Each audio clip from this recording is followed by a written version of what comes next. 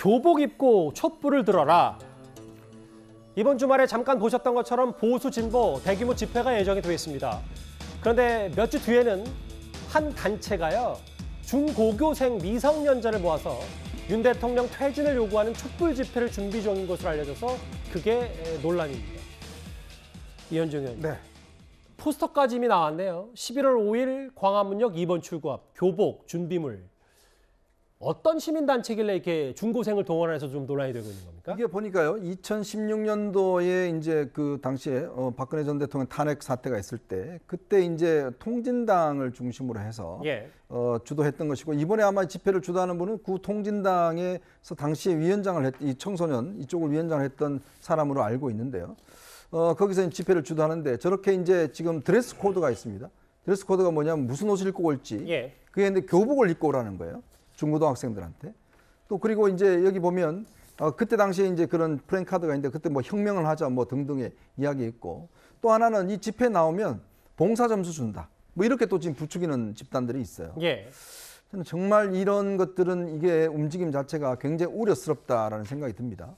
더군다나 지금 중고생들을 모여서 특히 이런 집회를 열겠다는 그 행태와 더군다나 이 주도하고 있는 세력이 결국 이제 지난 해산된 통진당의 어떤 면에서 보면 이제 그 세력의 일부분이 있다는 것 자체가 우려스러운 것이고, 특히 뭐 보면 이 내용 자체가 보면 그렇습니다. 이 내용도 보면 뭐 특히 중고생들 관련된 민감한 주제들 있지 않습니까? 뭐 휴대전화 쓰고 뭐 어떤 면에서 보면 뭐 정말 제가 말로 표현할 수 없을 그런 내용들까지도 뭔가 이 주장을 하자 이런 식으로 이야기를 하고 있는 것인데, 과연 이런 움직임 자체가 과연 어떤 면에서 보면 순수한 것인지 또 저는 상당히 우려되는 국면이 있습니다. 이 집회를 이끄는 인물의 과거 목소리 한번 듣고 오겠습니다. 바로 만나볼까요?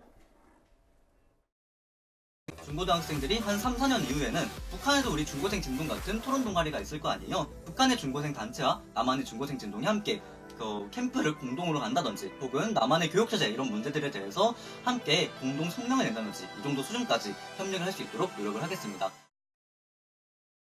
뭐 이렇게 논란이 되고 우려가 나오면 실제로 집회에 참여하는 중고생이 얼마나 될지는 알 수 없습니다만, 그럼에도 여러 얘기를 좀 해봐야 되겠죠, 구장차장. 네.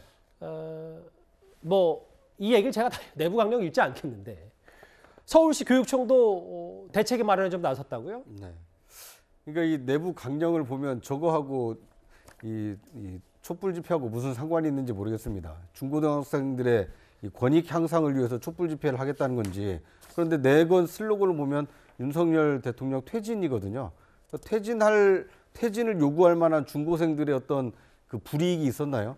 그러니까 강령도 뭐 좀 그 납득하기 어렵지만 집회를 하는 이유도 지금 석연치 않기 때문에 이것은 말 그대로 반대를 위한 반대, 그 비판을 위한 이 집회 조직 아닌가 이런 생각이 들고요. 이러다 보니까 이 이제 중고등학생들의 어떤 학사 업무를 담당하고 있는 서울시 교육청조차 지금 우려하고 있는 상황입니다. 그래서 이런 집회에 참가하는 것에 대해서 좀 우려를 표명하고 있고, 각 그 학교에 공문도 보낸 상황이기 때문에 모르겠습니다. 뭐 11월 5일이니까 아직 시간이 남아 있는데 자발적인 중고생들이 얼마나 참여하게 될지, 과연 이 평화로운 그 중고생들의 어떤 촛불 집회가 이루어질지 좀 지켜볼 필요가 있어 보입니다. 서울시 모든 중고등학교에 서울시 교육청이 공문을 보냈습니다. 걱정이 됐던 얘기까지 잠시 만나봤습니다. 이번 주제 여기까지고요. 다음 주제는 사실 이재명 대표의 대선 자금 의혹에 묻혀서 그렇지 이 뉴스도 꼭 짚어야 합니다.